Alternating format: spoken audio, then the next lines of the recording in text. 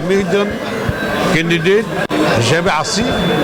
আমি দলের বাইরে না, আমি কোনোদিন দলের বাইরে যাই নাই। আমি প্রতীকের রাজনীতি করি, আমি তারেক রহমান রাজনীতি করি। নির্বাচনে আজকে নমিনেশন সাবমিটের লাস্ট ডেট। আজকে নমিনেশন সাবমিট করার পরে যে কোনো কারণে, এটা ব্যক্তিগত কারণ হইতে পারে, অন্য কোনো কারণ হইতে পারে, দৈবিক কোনো কারণ হইতে পারে, যদি বাছাইয়ের দিন 3রা জানুয়ারি যেদিন যাচাই বাছাই হবে, ওই যাচাই বাছাইয়ের পরে যার হাতে দানের শীষ যাবে আমি তার নির্বাচনে করব, দানের শীষে নির্বাচনে করব।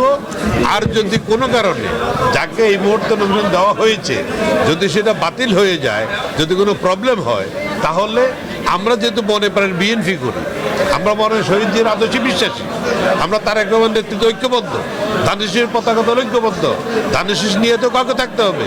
তো আমি মনে করি দলের কাছে আমার চাওয়া পাওয়া, যদি কোনো কারণে ওইটা ইনভ্যালিড হয়ে যায়, যেন আমরা ধানের শীষের প্রতীক নিয়ে লড়তে পারি।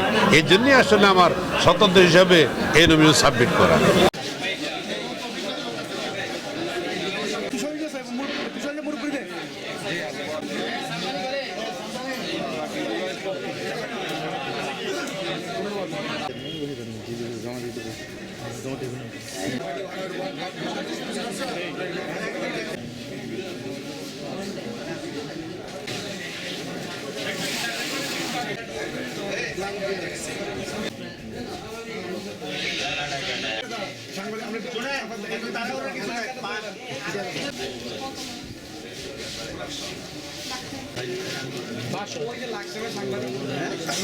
না না লাকসাবেন না, লাকসাবেন না।